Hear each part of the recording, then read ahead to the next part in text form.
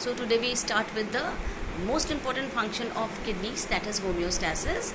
और किडनीज़ का होम्योस्टैसिस में या बॉडी का एक कांस्टेंट एनवायरनमेंट मेंटेन करने में बहुत इंपॉर्टेंट रोल होता है. What is homeostasis? Actually the constant state of equilibrium which our body has to make so that normal activities go, उसको हम होम्योस्टैसिस कहते हैं. और ये हम सभी जानते हैं कि बॉडी के अंदर जो एंजाइम्स हैं और बाकी जितना भी मेटाबॉलिक प्रोसेसेस है, फिजियोलॉजी है, वो एक पर्टिकुलर टेम्परेचर पे ही काम करती है. तो हम टेम्परेचर को मेंटेन रखने के लिए साथ ही साथ बॉडी के अंदर जो वाटर होता है, बॉडी के अंदर जो पीएच होता है, बॉडी के अंदर जो सॉल्ट्स होते हैं और बाकी सारे इलेक्ट्रोलाइट एंड सारे other concentration have to be well balance, जिससे कि बॉडी अपना फंक्शन नॉर्मल कर सके. ये सारा काम किडनीज़ के ऊपर है. तो we say that kidneys are very important devices to maintain homeostasis in the body. Now ये होम्योस्टैसिस कितने प्रकार से लगता है बॉडी में? तो first we talk about regulation of fluid balance. Fluid balance मतलब the main connective tissue the main fluid in the body is water. हमारा बॉडी ही 90% के करीब तो पानी का बना रहता है. Now it is also necessary and we also no that we have to drink 6 to 8 glasses of water daily to keep our body normal and healthy. Now water का कॉन्सेंट्रेशन लेवल अंदर ठीक रहना चाहिए, बिल्कुल बैलेंस रहना चाहिए और रहता भी है, तभी तो हम बिल्कुल नॉर्मल रहते हैं. पर कई केसेस के अंदर जैसे जब हमारी तबीयत ख़राब हो जाती है, फीवर होता है, हम पानी नहीं ना पी पाते, हमारी और कोई बीमारी के कारण वॉमिटिंग हो जाती है, डायरिया हो जाता है, या we pass a lot of urine. बहुत सारी स्टेट्स होती है जब यूरिन बहुत ज़्यादा बनता है तो हम बार बार फ्रिक्वेंटली उसको पास करते हैं. ऐसे केस के अंदर हमारा बॉडी वाटर का डेफिसिट फेस करता है, पानी कम हो जाता है और बॉडी डिहाइड्रेट हो जाता है. बॉडी इस डेफिसिट को पूरा कर पाए और यूरिन नॉर्मल अमाउंट में निकले, ज़्यादा नहीं निकले, तो इसके लिए किडनी एक बहुत इंपॉर्टेंट रोल प्ले करती है. दैट इज़ किडनी का मेन काम ही वाटर कंजर्वेशन होता है और वो अपने रीएब्जॉर्प्शन प्रोसेस द्वारा, लूप ऑफ हेनले द्वारा वाटर के एब्जॉर्प्शन करने के काम आती है. साथ ही साथ वी ऑल्सो नो जो एल्डोस्टेरॉन हमारे किडनी के ये एड्रिनल ग्लैंड के उधर डिस्टल ट्यूब्यूल्स पे जो सिचुएटेड रहती है, उसका काम भी वाटर एब्जॉर्प्शन होता है. So to maintain a constant watery environment या aqueous environment in the body, kidneys play a very important role. Now next, elimination of nitrogenous substances. Nitrogenous substances होते हैं amino acid. Then amino acid या nitrogen अलग अलग वे में manifest कर सकते हैं. अमोनिया बन सकता है as a waste product, urea बन सकता है एंड यूरिक एसिड बन सकता है. ये अमोनिया, यूरिया और यूरिक एसिड जो नाइट्रोजनस वेस्ट प्रोडक्ट्स हैं, इनको body time to time eliminate करता रहता है according to the type of animal. अगर वाटरी एनिमल या एक्वस मीडियम में रहने वाला एनिमल है तो वो अमोनिया डिस्चार्ज करता है, जिसके लिए पानी का होना बहुत ज़्यादा ज़रूरी है, ज़्यादा पानी का होना ज़रूरी है. Then urea and uric acid is eliminated by those animals who live on land. तो ये इनका नाइट्रोजनस प्रोडक्ट है और इनको एलिमिनेट करके हमारे बॉडी का ये जो नाइट्रोजनस कंटेंट है वेस्ट मटेरियल का, ये एलिमिनेट हो जाता है. ये काम भी किडनीज़ को है, क्योंकि यूरिया और यूरिक एसिड के जो क्रिस्टल्स हैं वो बॉडी के अंदर एब्जॉर्ब नहीं हो पाते, क्योंकि they are large crystals. As such इनको अगर सिक्रीट नहीं होते तो अगर एक्सक्रीट नहीं होते तो इनको सिक्रीट किया जाता है अगेंस्ट कॉन्सेंट्रेशन ग्रेडियंट जा करके, क्योंकि ये बॉडी के लिए हार्मफुल है. और इनका कलेक्शन जब बॉडी में हो जाएगा तब ये सब्सटेंसेस हमारी किडनी के लिए और हमारे बॉडी एज सच के लिए फेटल साबित हो जाएंगे. साथ ही साथ क्रिएटिनिन की मात्रा जब ब्लड में कुछ ज़्यादा ही हो जाती है, then again as kidney suffer from damage. So all these substances have to be removed by the kidney, जो हमारे होम्योस्टैसिस के लिए इम्पॉर्टेंट है. Next, removal of other substances from the blood. Blood के अंदर कुछ और भी सब्सटेंसेस हैं apart from all these which we have studied, जिनका रिमूवल बहुत ज़्यादा ज़रूरी है. जैसे ब्लड के अंदर कुछ ड्रग्स होती हैं. ये ड्रग्स जैसे आयोडाइड्स है, सैंटोनिन है, आर्सेनिक है. इनके अलावा ब्लड के अंदर मिनरल सॉल्ट्स होते हैं जिनका ज़बरदस्ती का अक्यूमुलेशन भी हमारे ब्लड को कॉन्सेंट्रेट करता है या हमारे बॉडी के लिए हार्मफुल होता है. So they all need to be excreted by the kidney. Kidney अपना ये काम बखूबी करती है. साथ ही साथ ब्लड के अंदर कई बार बैक्टीरियल प्रॉपर्टीज़ पाई जाती है, तो इन बैक्टीरिया को भी फिल्टर आउट करके बाहर निकालने का काम किडनी करती है. So this is how a normal body environment is maintain by the kidneys. और जब ये एनवायरनमेंट नॉर्मल मेंटेन होता है, ऐसे केस के अंदर जब ये सॉल्यूट्स का कॉन्सेंट्रेशन बढ़ जाता है, तब बॉडी का जो ब्लड है वो हाईली कॉन्सेंट्रेटेड हो जाता है. एज अ रिज़ल्ट आर्टरीज के ऊपर प्रेशर पड़ता है, आर्टरीज पे प्रेशर पड़ता है मतलब हमारा ब्लड प्रेशर बढ़ जाता है। तो blood pressure should remain constant, जो अपना 120/80 है ह्यूमन बींग्स का, और दूसरे मैमल्स में अलग अलग तरह का है, बट इन एनी केस हमारा जो कांस्टेंट ब्लड प्रेशर वो मेंटेन रहना चाहिए। उसका काम भी किडनीज बखूबी करती है। Next function is acid base balance. Acid base balance is very important for the body, क्योंकि बॉडी का एक नॉर्मल पीएच होता है, अलग अलग जगह का अलग अलग पीएच होता है। वी ऑल नो कि सभी जगह बेसिकली एल्कलाइन पीएच होता है, केवल एक स्टमक है जहाँ पे एसिडिक पीएच होता है ना। अगर ये एसिडिक पीएच कहीं और भी हो जाए तो हमारा body will again face many metabolic as well as other problems, क्योंकि अल्टीमेटली एक प्रॉब्लम घूम के उस बॉडी के अंदर जाएगी तो वो सभी तरह की अदर प्रॉब्लम्स क्रिएट कर देगी। Now what happens, as a result of glucose metabolism, lot of carbon dioxide is produced. Body में ग्लूकोज के मेटाबॉलिज्म के फलस्वरूप बहुत सारी कार्बन डाइऑक्साइड प्रोड्यूस होती है। ये कार्बन डाइऑक्साइड वाटर के साथ मिलकर के कार्बोनिक एसिड बना देती है। Then now in the blood this carbonic acid splits into 2, ये दो में स्प्लिट कर जाती है। हम उसको हाइड्रोजन आयंस कहते हैं और बाइकार्बोनेट आयंस कहते हैं। बाइकार्बोनेट आयंस का आगे अलग रिएक्टिव प्रोसेस है, और जहाँ पे बात है हाइड्रोजन आयंस, अगर ये प्रोसेस ऐसे ही चलता रहा तो many hydrogen ions will accumulate in the blood, और this will increase the pH of the blood. जब इसी तरह से अगर ब्लड का पीएच इंक्रीज हो गया तो फिर हमारा बॉडी तो उसको सस्टेन नहीं कर पाएगा। एज अ रिजल्ट इसका निष्कासन होना चाहिए, क्योंकि एक पर्टिकुलर पीएच मेंटेन होना चाहिए। किडनीज ये काम बखूबी करती हैं अपनी यूरिया साइकिल और दूसरे प्रोसेसेस के द्वारा।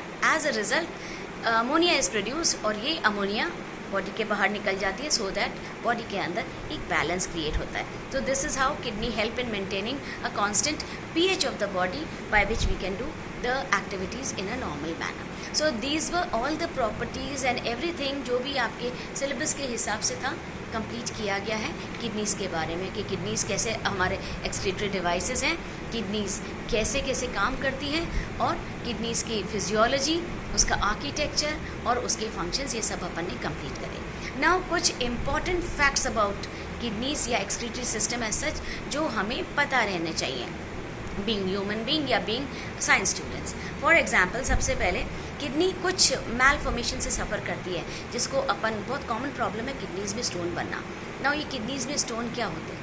किडनीज में stone actually when urine contain more crystal forming substances such as calcium oxalate and uric acid. जब किडनी के अंदर क्रिस्टल्स प्रेजेंट होते हैं कुछ ज़्यादा, जैसे कैल्शियम ऑक्सलेट और यूरिक एसिड के, तब ये हार्ड डिपॉजिट यूरिक एसिड का मिनरल्स के साथ मिल करके कॉन्सेंट्रेटेड फॉर्म में यूरिन में आ जाता है, और ये यूरिन से निकलने नहीं पाता because it is too large to pass out. ये क्रिस्टल के रूप में किडनी में जमा हो जाते हैं and they can be painful. ये बहुत ज़्यादा पेनफुल हो सकते हैं, क्योंकि किडनी में स्टोन वैसे आमतौर पे stones they are all benign, ये ज़्यादा हार्मफुल नहीं होते, ये आराम से निकल पाते हैं। इनको अगर हम बहुत ज़्यादा पानी पिए, पर डे हमारा पानी का कंजम्पशन ज़्यादा रहे और थोड़ा डाइट को हम ठीक रखें, तो स्टोन फॉर्मेशन की प्रक्रिया को कंट्रोल भी किया जाता है। Now how do you detect that there are stones in the kidney? उसके लिए हमारे कमर में दोनों तरफ दर्द हो सकता है। ये पेन बहुत ज़्यादा सीवियर हो सकता है एज द स्टोन मूव्स। जब स्टोन हिलता है बॉडी के अंदर तो ये मूवमेंट की वजह से ये दर्द करता है। साथ ही में ये दर्द के साथ साथ हमारे को नौसिया भी हो सकता है। तो दीज आर ऑल्सो सिम्टम्स कि किडनी में स्टोन है। नाउ ये जो स्टोन है ये आराम से ब्लैडर से बाहर की तरफ पास हो जाते हैं, या तो पानी से ऑटोमेटिकली, बड़ा होता है तब उसको तोड़ना पड़ता है, तो आप मेडिकली भी तोड़ सकते हैं, या इसको कुछ और मेडिसिन जो अंदर ही अंदर उसको तोड़ दें और फिर वो टूट करके यूरिन के थ्रू बाहर निकल आए। कई बार बाहर निकलने के प्रोसेस में भी थोड़ी दिक्कत होती है, या you say this is a painful process. तो these were the kidney stones. Another type of malformation is a cyst. Kidney में सिस्ट या पुट्टी का फॉर्म होना। A cyst is a bag like structure या fluid filled sac like structure. ये बहुत मामूली सा स्ट्रक्चर होता है, और आमतौर पे सिस्ट एक या कुछ डेवलप हो जाती है। एक होती है तो दैट इज़ आमतौर पे सिस्ट ज़्यादा हार्मफुल भी नहीं होती है। मोनोसिस्टिक कंडीशन, या कई बार जब बहुत सारी सिस्ट इस तरह की फ्लूइड फिल्ड सैक्स डेवलप हो जाते हैं किडनी के कॉर्टेक्स के चारों तरफ, या एनीवे इन द किडनी, आमतौर पे they develop outside the in the outer rim of the kidney, तब हम कहते हैं पॉलीसिस्टिक कंडीशन, और इसको हम PKD भी कहते हैं, जैसे पॉलीसिस्टिक किडनी डिजीज़। जब ये पॉलीसिस्टिक किडनी डिजीज़ होती है तब this is actually not a normal formation, ये इनहेरिटेंस के साथ होती है, मतलब ये जेनेटिक प्रॉब्लम होती है, and in which a kidney has the tendency of forming many cyst, और ये सारी सिस्ट अंदर ही अंदर किडनी को डिस्ट्रॉय कर सकती हैं। Now how do you detect कि सिस्ट हो रहे हैं हमारे बॉडी के अंदर किडनी में? उसमें सबसे पहले पेन होना स्टार्ट होता है, और ये पेन कमर में नहीं होके जैसे कि जहाँ स्टोन होता है, this pain is in the upper abdomen, हमारे उदर के ऊपर वाले भाग में पेन होता है, और ये उदर के ऊपर वाले भाग में स्वेलिंग होने लग जाती है, स्वेलिंग के साथ पेन होता है, तब ऐसा लगता है कि यू कैन प्रेडिक्ट कि इस तरह का कोई पुट्टीनुमा स्ट्रक्चर डेवलप हो रहा होगा। इसका एक और सिम्टम है कि यूरिनेट, इस तरह का व्यक्ति जिसको ये प्रॉब्लम चल रही है, ये इसकी फ्रीक्वेंसी ऑफ यूरिनेटिंग इंक्रीजेस, बहुत बार यूरिन करता है, ये यूरिन ज़्यादा करता है तो बॉडी का फ्लूइड लॉस होता है और ब्लड प्रेशर बढ़ जाता है ना। ये जो यूरिन होता है इसको भी अगर देखें तो this is not a normal pale colour urine, pale या हल्का येलो नहीं हो करके ये डार्क कलर यूरिन होता है, ब्लैक भी हो सकता है। दिस यूरिन में also contain blood at times. तो जब यूरिन में इतनी सारी एबनॉर्मलिटी आ रही है, और कलर वाइज भी चलिए आपको पता नहीं चल रहा है, पर लेकिन फ्रीक्वेंसी बढ़ रही है, बार बार कोई बंदा टॉयलेट के लिए जा रहा है, तो this means this cyst formation या PKD का प्रॉब्लम हो सकता है। Another such problem is polyuria. Poly means many. तो पॉलीयूरिया एक्चुअली वो कंडीशन है जब कोई व्यक्ति बार बार यूरिन जाता है, ये उस केस में जाता है, PKD में वो एक अलग बात हो गई।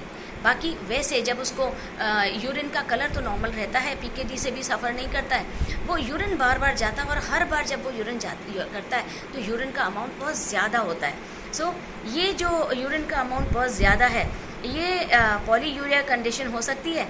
और पर्सन जो बहुत ज़्यादा, व्यक्ति जो बहुत ज़्यादा इस तरह का आदि तो क्या है, इस तरह की जिसको प्रॉब्लम चल रही होती है, वो बार बार पानी भी पीता है, क्योंकि बार बार उसका बॉडी का वाटर खाली होता जाता है, तो बार बार ही फील्स थर्स्टी।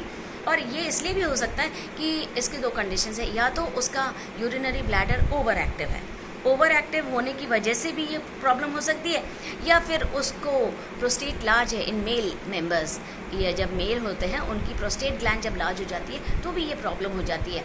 अदरवाइज़ अगर ये नहीं होती है तो कोई ना कोई यूरिनरी ट्रैक इन्फेक्शन, जिसको अपन UTI कहते हैं, ये हो सकती है, जिससे कि ये पॉलीयूरिक कंडीशन है। Now these were some of the problems जो अपने को पता होनी चाहिए थी किडनी से रिलेटेड। सम अदर प्रॉब्लम्स जो किडनी से रिलेटेड है कि जब हमारा मेटाबॉलिक डिसबैलेंस हो जाता है तो डायबिटीज़ हो सकती है। ये डायबिटीज़ का कारण मेन है कि ब्लड के अंदर शुगर का अमाउंट बढ़ जाता है, तो वो शुगर यूरिन के थ्रू से एक्सक्रीट होने लग जाती है, हम इस कंडीशन को डायबिटीज़ कहते हैं। ये जो कंडीशन है वैसे पॉलीयूरिया है या ये फिल्ड ब्लैडर की कंडीशन है, ये तब भी होती है जब इंसान की थोड़ी सी डिजीज़ कंडीशन चल रही है या थोड़ी सी एबनॉर्मल कंडीशन चल रही है। Like in the case of pregnancy अक्सर लेडीज़ को पॉलीयूरिक फॉर्मेशन या पॉलीयूरिक कंडीशंस का सामना करना पड़ता है। नॉट ओनली दिस, किडनी जब फेलियर होता है किसी ना किसी अदर रीज़न से, या लिवर में कोई मैलफॉर्मेशन हो रही होती है, तब भी इस तरह की कंडीशन आ जाती है। So these were some disorders. Another type of disorder जो किडनी की वजह से फेस करते हैं, that is hypercalcaemia. Hyper means ज़्यादा, कैल्सीमिया मतलब कैल्शियम। जब ब्लड के अंदर कैल्शियम की मात्रा ज़्यादा इकट्ठी होती है, मतलब कैल्शियम एक्सक्रीट नहीं किया जाता, जो एक्स्ट्रा अमाउंट ऑफ कैल्शियम है वो एक्सक्रीट नहीं होने पा रहा है, वो ब्लड में ही रह गया है। And why this takes place? This takes place due to abnormal condition of ADH.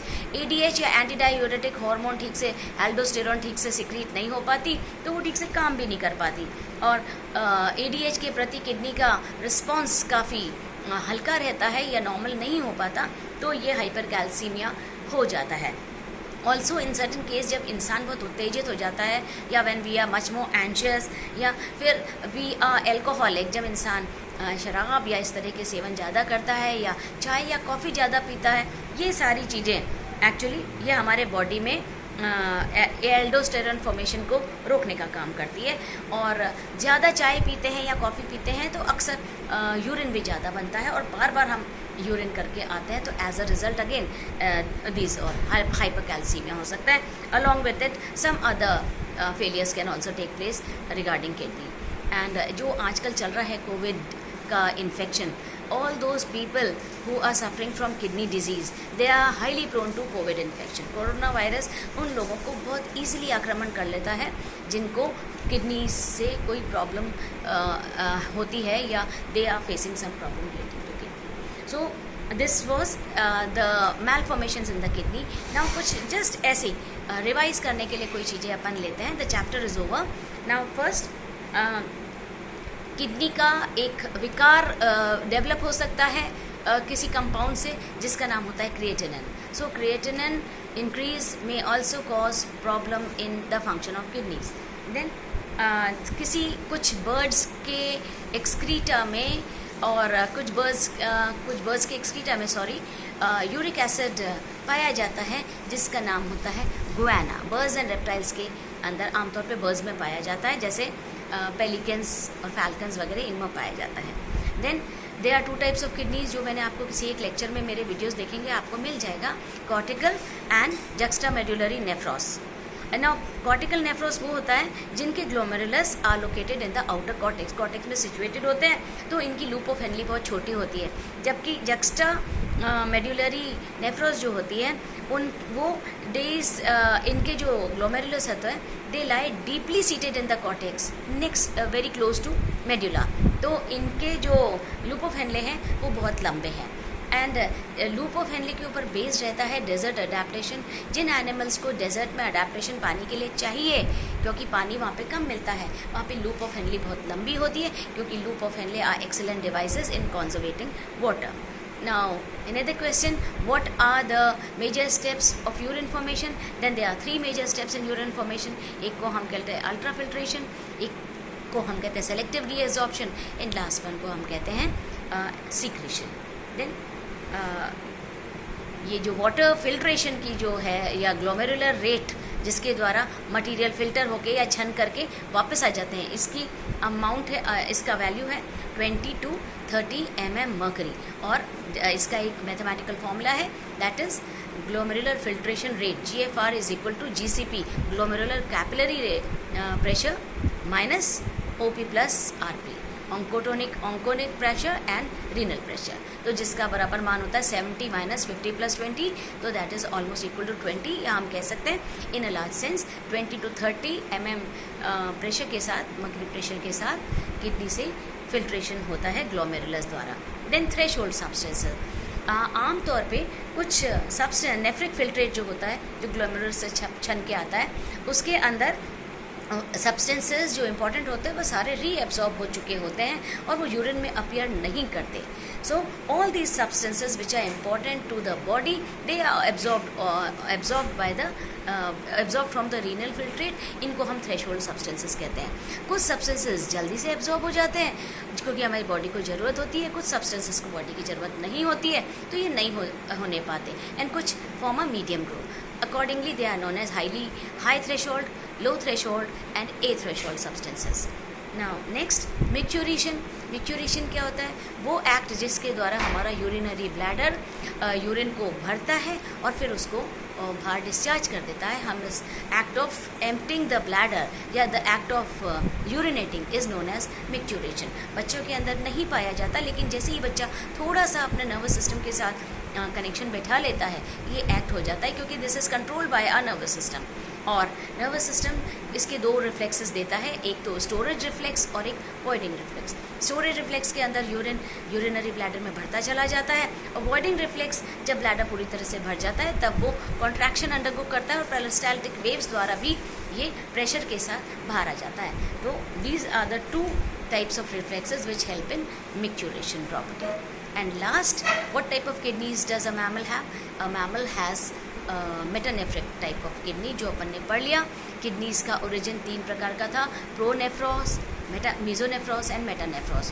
Pro और मीजो मैमिलियन किडनी की अगर अपन बात कर रहे हैं क्योंकि we are dealing with mammalian physiology, तो ये जो हमारी मेटानेफ्रिक किडनी है ये पहले प्रोनेफ्रिक किडनी थी अपने फॉर्मेटिव स्टेज में, आगे जाके ये मीजोनेफ्रिक में बदली एंड फाइनली ये मेटानेफ्रिक में बदल गई, जिसके द्वारा हमारी 2 किडनीज होती है. मेटानेफ्रिक किडनी ये कहती है कि वी हैव 2 किडनीज, दोनों के पेल्विस से निकलता हुआ एक हाइलम था, एक जगह, उस हाइलम से यूरेटर बाहर निकलता है, ब्लैडर में जाता है और ब्लैडर के थ्रू वो बाहर निकल देता है, और जहाँ पे हाइलम था वहीं पे ये आर्टरीज एंड वेन्स का अंदर आना और बाहर जाना भी होता है। So this was everything about this excretory system.